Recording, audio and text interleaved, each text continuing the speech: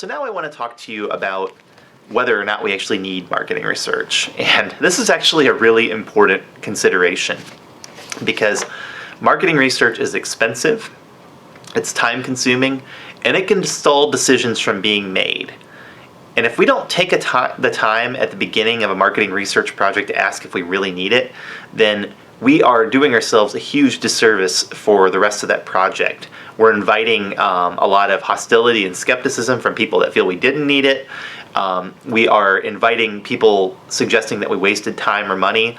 And we're also inviting the chance that we might hear things that we might not want to hear or need to hear in the process of conducting research. So it's important that we make sure that if we're going to go through this, that we have a good understanding of why we should be going through it. So first of all, marketing research starts with a perceived need. And that need is a need somewhere in an organization for information, usually to help support a decision. Although there is a lot of need, for what we call nice to know information. We're really going to focus in this course on what we call need to know information. Information that's important, that's valuable, that's going to assist in making an important decision. And I've given you a few categories here of what some of these needs might look like. So first of all, we might have just a need to know something. There might be a piece of information that's crucial to what we're trying to decide, and we're missing it, and we just don't know what it is. And this could be things like, we need to know why our customers are leaving. We need to know what we can do to improve our service. We need to know what actions we can take to ensure that satisfaction is at a high level. So need to know information often has kind of a sense of urgency to it. It's often very specific and very focused on a decision. We might also have a situation where we want to assess a new product, a service, or a concept.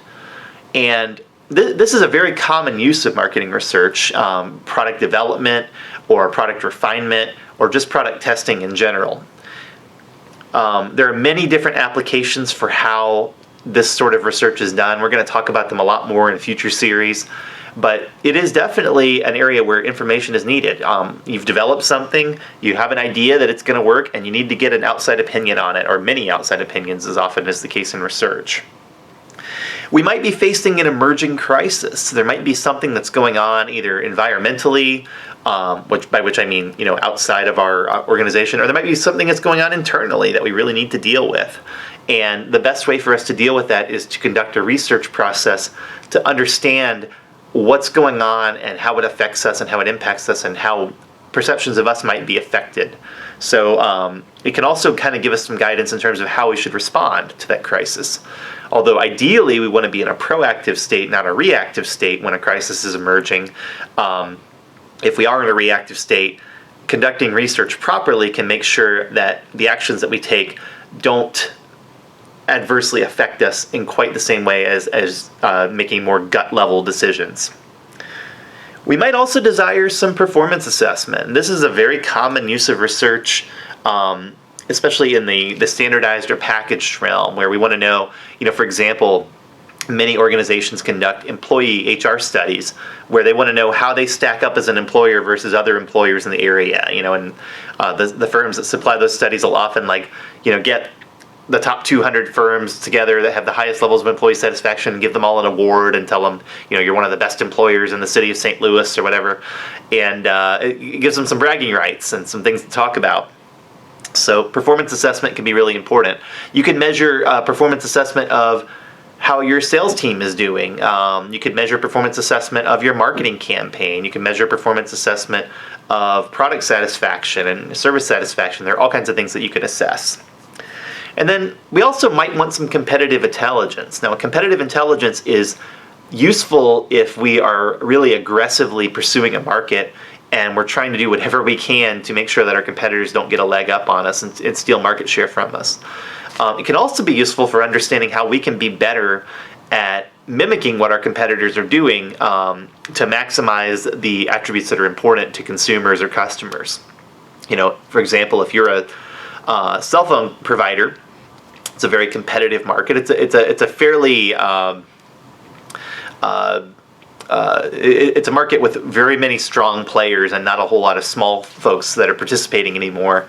But you have these, kind of titans. You have Verizon and AT&T and T-Mobile and Sprint, and other like smaller groups like resellers like Cricket and Boost Mobile and groups like that. They're all fighting for market share. They're all fighting for the number of customers that they can get.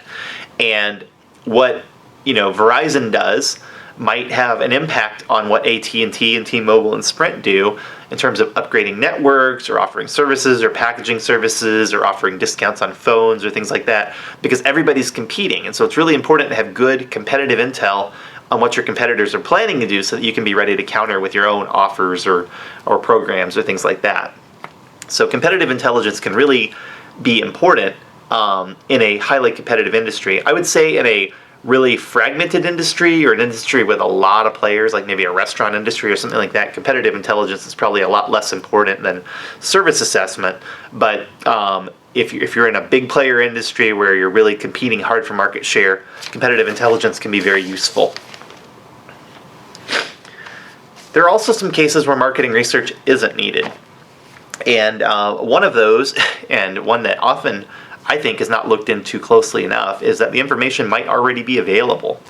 So we talked in our first series about a marketing information system, Marketing information system has different sources of internal information that we can look at, and one of those things is we can look at previous marketing research.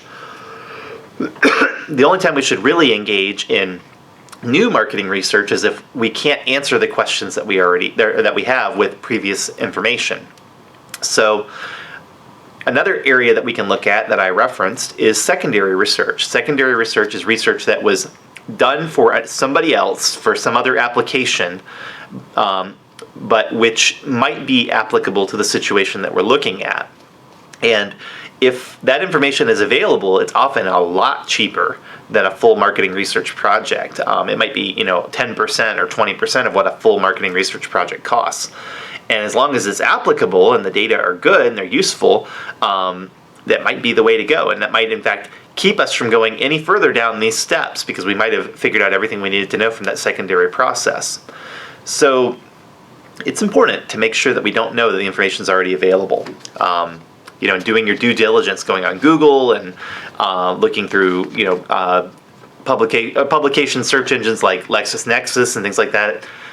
Looking at academic journals, looking at trade publications, looking at information that's been made available in white papers, things like that. Those are all good first steps before you even start looking at research that you could purchase. It's also good to think about whether the timing of a research project is right or wrong.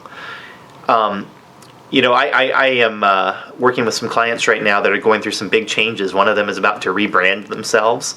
One of them just had a major disruption in their market where there was some unfavorable press about some things that they were involved with, and they're still waiting for that to blow over. One of them just went through a big corporate internal realignment, and things are changing at their organization. And in all three of these organizations, it's good to question whether or not research needs to be completed, because there may be opportunities for that research to go awry, either internally or externally, based on what's going on.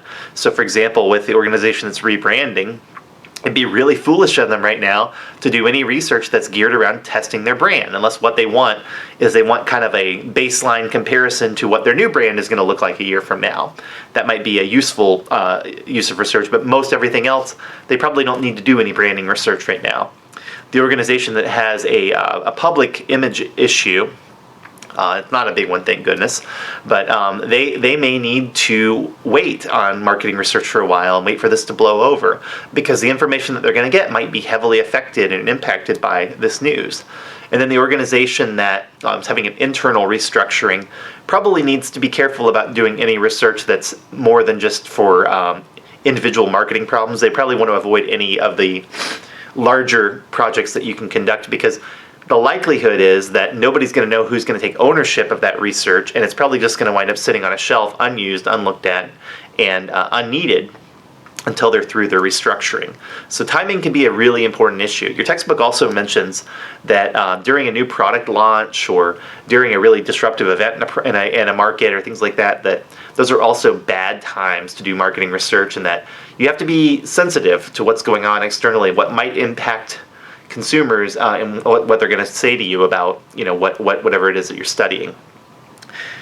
It's also good to think about whether or not you are sufficiently funded for research. And I've had to deal with this a few times, mostly with entrepreneurs, but folks that want to come in and they want to do the full service, everything. Let's do a big research project, and then when they find out how much it costs, they start trying to negotiate the price down to a fraction of what it actually costs. And the reality is that they're just not funded properly for research, and that they either need to go with much lower cost research process, or maybe they need to look for ways to get funding to do the research that they really need. And this is a balance that's difficult to strike, because one thing that any researcher will tell you is that you're always better off with a larger study than a smaller study. You're always better off with more data than less data. You're always better off with more thorough analysis than less thorough analysis. It's kind of hard sometimes to find the sweet spot where you're going to get the information that you need for a price that you actually are funded to afford. But if you're going to go through a research process, it's important to remember research is expensive. And when I say expensive, I'm talking about projects in the tens of thousands to hundreds of thousands of dollars.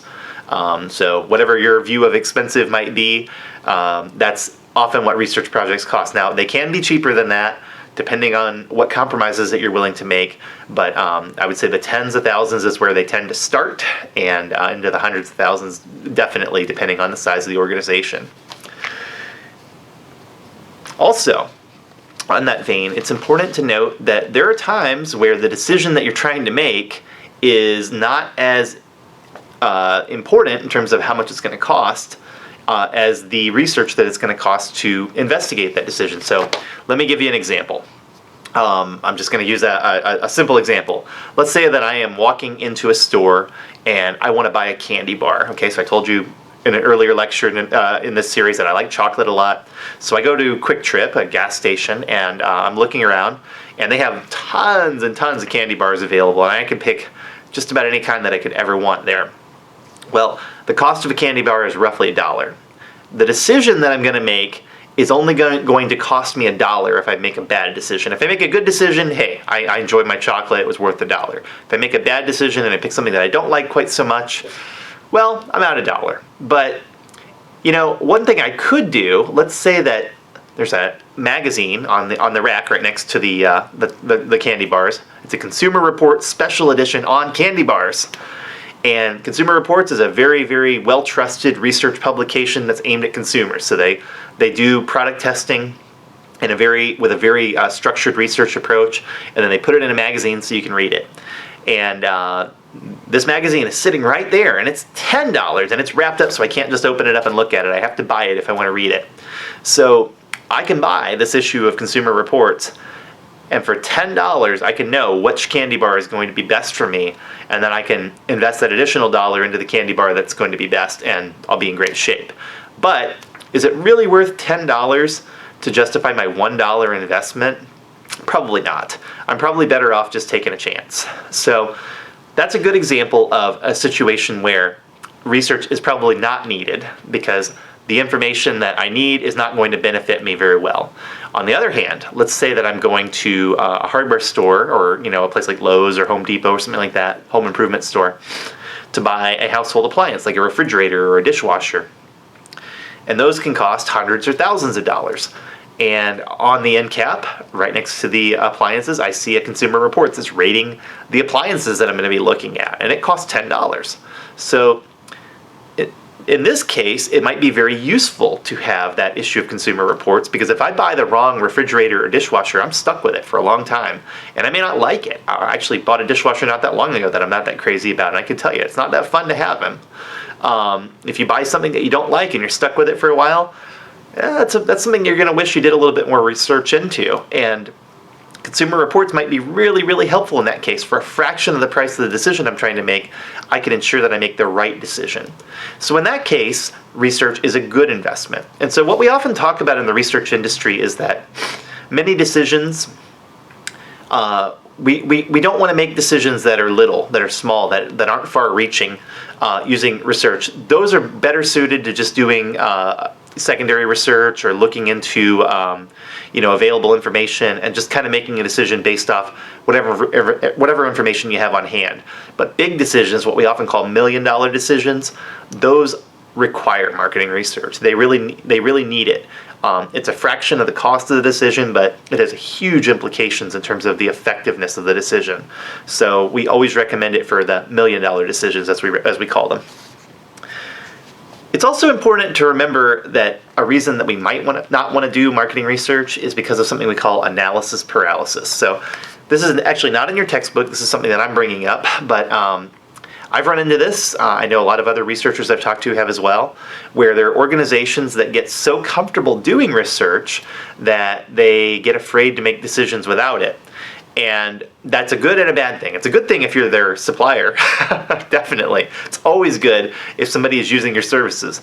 But as a professional researcher, one of the goals of what I'm doing is I want to benefit my clients. And so I don't want my clients to just buy research every time they have a decision to make and to not actually be using that research to make a decision, because it doesn't benefit them.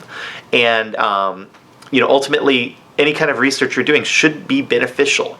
So in this case, what I want to watch for is I want to watch to make sure that my clients aren't conducting research just to put off decisions or to keep themselves from making decisions or to sustain long-running discussions that never go anywhere and that never result in any action. As a supplier, that's dangerous for me, because if they begin treating research like that, then they're not going to value it and they'll probably stop using me eventually. But as a higher-minded person as well, someone that likes to see people benefit from the work that he does, I don't want to see clients waste their time or their money sustaining analysis paralysis. I want them to make decisions. I want them to be able to benefit from the work that we're doing together, to be able to move forward and to enhance their organization, not to stall it from making any kind of decisions that can help it. So with that said, now that we've talked about all of the different reasons that we might want to or not want to go through a research process, what we really need to think about is the next most important step. So once we've established a need for research, we need to think about defining the problem. And this is a big topic. The next lecture is going to be a long one, so if you need a break, I would suggest taking one now, because the next lecture is going to go into a lot of detail about a very important issue.